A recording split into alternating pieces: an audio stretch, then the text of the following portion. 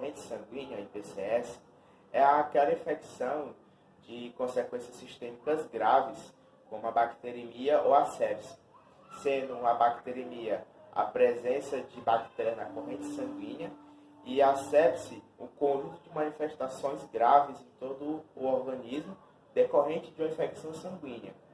A infecção relacionada ao catéter IRC é a infecção que ocorre no local de sítio de inserção do catéter, sem nenhuma repercussão sistêmica.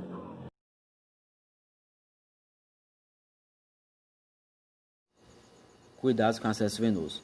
Você vai escolher o catéter e o local da inserção mais adequado. Você vai preparar a pele do paciente. Você tem que realizar a higienização das mãos antes e depois do procedimento, principalmente nessa época de pandemia, onde a higienização das mãos está sendo muito mais levada a sério do que já era. Você tem que manter a boa estabilidade do catéter, né, para evitar que você perca. Você tem que manter o curativo sempre limpo e seco e com algumas informações do paciente. E trocar o equipo de medicação a cada 96, 72, aí vai depender da instituição de trabalho.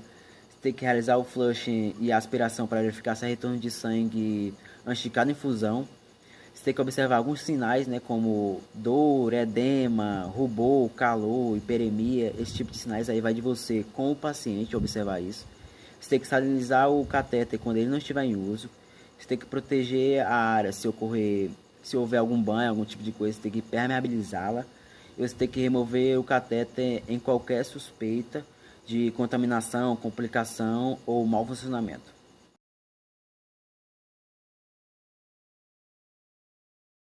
Bom, eu fiquei com a parte dos tipos de acesso venoso central. O cateterismo venoso central pode ser realizado de 3 formas diferentes. Vai depender da veia escolhida para ser puncionada. Pode ser a veia femoral, veia subclava ou veia jugular interna. A escolha desse tipo de acesso será feita pelo médico, daí ele vai ver a evolução do paciente no quesito características, experiência e até mesmo a preferência.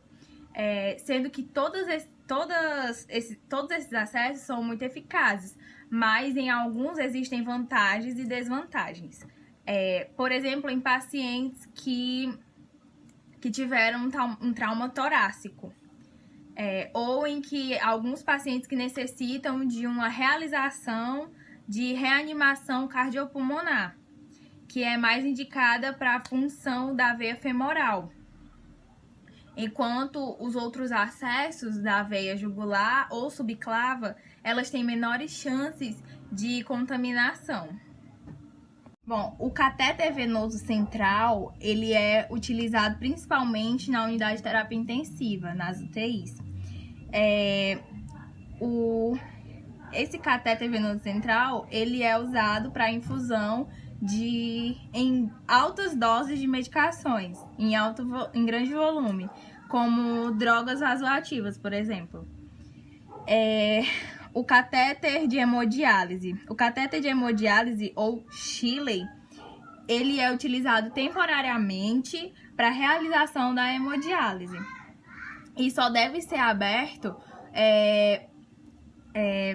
na hora da diálise mesmo, para dialisar. Eu tenho um exemplo desse catéter aqui na minha casa, porque o meu pai, ele faz hemodiálise e ele tem o catéter no pescoço, na jugular interna, na veia jugular interna. Esse catéter, ele só pode ser manipulado apenas por enfermeiros. O Portocat é um catéter totalmente implantado e utilizado na aplicação de medicações para pessoas que fazem quimioterapias ou transfusões. É colocado embaixo da pele com procedimento cirúrgico e só pode ser manipulado por médicos ou enfermeiros. Voltando um pouco no catéter de hemodiálise, que eu disse que ele tem que ser usado temporariamente, o que eu quis dizer é porque esse paciente que vai começar a dialisar, ele vai ser dialisado com urgência.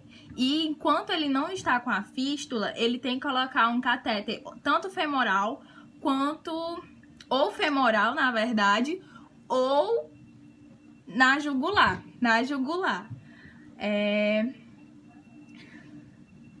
Por isso que ele é usado temporariamente, porque depois desse processo, depois de algum tempo, ele vai ser implantado uma fístula no braço direito ou esquerdo, onde ele tem o melhor acesso na veia ou no sangue, é da escolha do médico. E aí vai ser retirado esse catéter depois de um tempo que a fístula estiver funcionando já. E vai ficar somente pela fístula, ele não vai ter mais esse catéter. Por isso que ele é usado temporariamente. Na minha casa, por exemplo, tem esse exemplo, né, de um catéter. O meu pai, ele tanto botou na veia femoral quanto na veia jugular. Ele não tá aqui, infelizmente, mas eu tento gravar depois pra vocês verem como é. Que tá no pescoço dele. Ele colocou na perna, mas também colocou no pescoço e atualmente está no pescoço. Ele teve que retirar o da perna por conta de uns probleminhas que teve.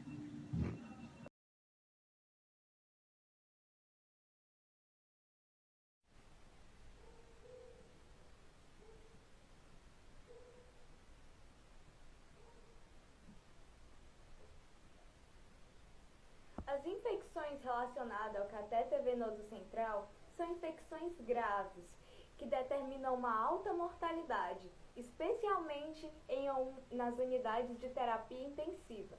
Recentemente, temos discutido as medidas fundamentais que devem ser implementadas na unidade para evitar esses tipos de infecções e gerenciadas. São 6 medidas-chave e com isso você consegue reduzir essas infecções para próximo de zero. Primeira delas é a essencial, é a higiene das mãos do profissional antes da realização do procedimento. Isso deve ser feito com cloroxidina, a 2%. Esse cuidado é muito importante. O segundo é a precaução de barreira. Lembrar que a passagem de um catéter, mesmo que no ambiente externo ao centro cirúrgico, deve ser considerado um procedimento cirúrgico. O profissional deve ter burro de óculos, máscara, depois de colocar o avental e a luva estéril. É muito importante manter e não ter quebra de procedimento durante a passagem do catéter. O terceiro passo é se precaver-se a veia femoral, onde aí a taxa de infecções cresce bastante com esse procedimento. O preparo da pele do paciente também é extremamente importante. O primeiro fazia a digermação para tirar a oleosidade, a sujidade que esteja na pele e posteriormente a solução alcoólica com uma antissépsia, complementando o preparo da pele do paciente. Ou seja, você passa álcool na pele. Por quê? Porque vai tirar toda a oleosidade, tirar os germes que se encontram no local, para evitar de haver uma infecção ou se algo se agravar. Passou um catéter fixo adequadamente, colocou o curativo oclusivo, lembrar de revisar a necessidade desse catéter no dia a dia, principalmente na saída desse paciente, eventualmente na unidade de terapia intensiva.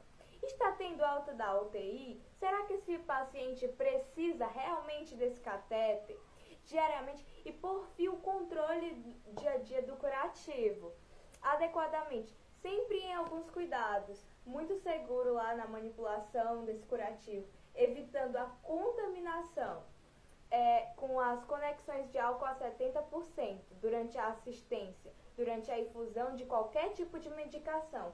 Lembrar que realmente esses tipos de infecção são pequenas atitudes do dia a dia que se pode evitar elas. É de responsabilidade do profissional evitar esse tipo de problema. É a questão de refletir. Será que realmente ele precisa daquilo? Será que aquilo ali realmente é necessário no paciente? É toda essa medida. E sempre lembrar que que devem ser evitados, que as infecções podem ser evitadas dentro de uma assistência segura, que é a obrigação dos profissionais de saúde.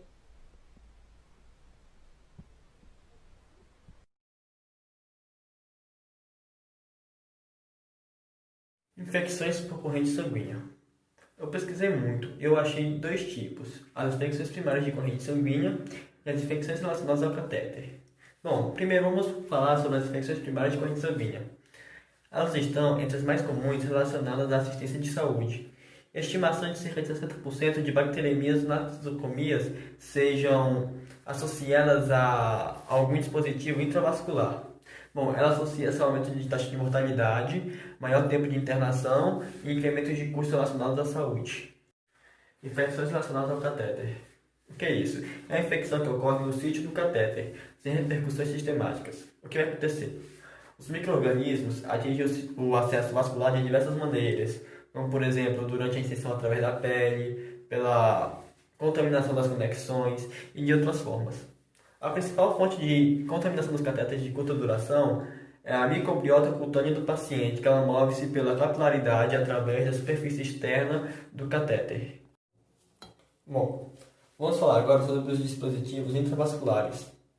Tem o catéter central de seção periférica, o catéter periférico, o catéter venoso central, que é de curta ou longa permanência, o catéter de Swan-Ganz, o catéter umbilical, que é aquele dispositivo inserido na artéria ou na veia umbilical, e a flebotomia, que é o procedimento de dissecção de veia para obtenção de acesso vascular. Agora, como podemos tratar tudo isso? Bom, existem várias formas de como tratar, mas vamos começar pelo básico, que é o quê? A higienização das mãos.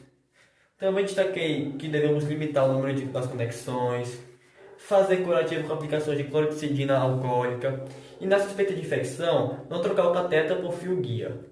Isso são alguns cuidados que eu destaquei. Existem mais cuidados que a gente pode ver a partir que a gente for estudando mais.